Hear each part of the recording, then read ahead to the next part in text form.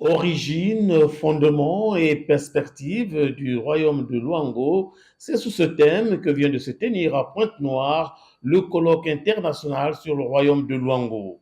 Un royaume au passé glorieux et prospère. Durant 3 jours, du 24 au 26 septembre, au siège du port autonome de Pointe-Noire, historiens, scientifiques, anthropologues, chercheurs et éminentes personnalités ont rendu hommage à l'héritage de ce royaume. Mais également, ils ont proposé des réflexions sur son impact culturel et politique dans l'Afrique actuelle. Pour certains participants, ce colloque ne devait pas être seulement l'affaire de l'élite.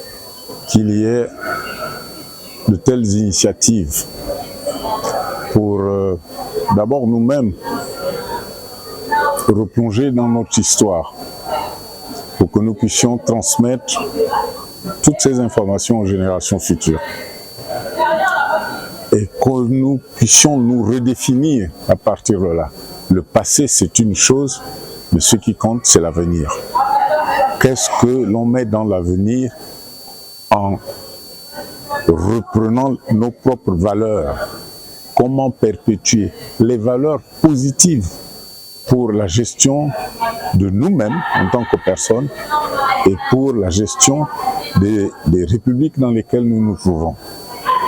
Voilà le plus important. Et je crois que ce retour aux sources qui a été décrit par d'éminents professeurs ne doit pas rester seulement l'affaire de l'élite africaine ou de l'élite congolaise.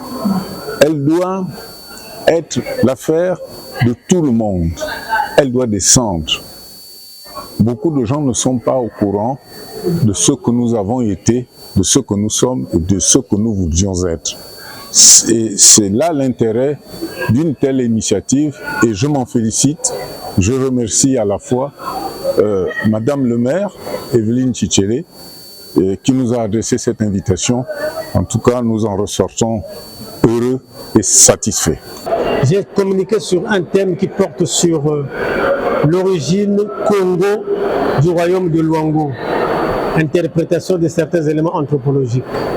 Alors, que peut-on retenir de cette thématique? Bon, ce qu'il faudrait retenir de ma thématique à moi, c'est que on ne peut pas parler du royaume de Luango sans parler du royaume du Congo. Et quand nous parlons du royaume du Congo, il s'agit du royaume congolais Totila. Parce que avant que Luango le devienne un royaume, c'était avant tout une entité territoriale du royaume Congo d'Antotila. C'est par la volonté des Blancs, pendant la traite négrière, qu'ils ont voulu appliquer la loi diviser pour mieux régner, pour qu'ils aient la facilité de faire tout ce qu'ils voulaient faire dans le royaume. À cette édition du colloque international sur le royaume de Luango, la première des choses que je me permettrai de dire, c'est que à travers ma communication et à travers aussi les communications d'autres panélistes, on a eu à montrer qu'on ne pouvait pas parler de Luango sans le royaume Congo. Et même dans les titres, nous avons pris l'habitude d'appeler notre roi Maluango.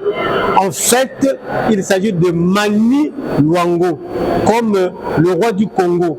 Au niveau central, on l'appelait Mani Congo. Au niveau de Luango, c'est Mani Luango. Au niveau de Mbé, c'est Mani Mbé, ainsi de suite. Ça, c'est déjà quelque chose d'important. Et puis,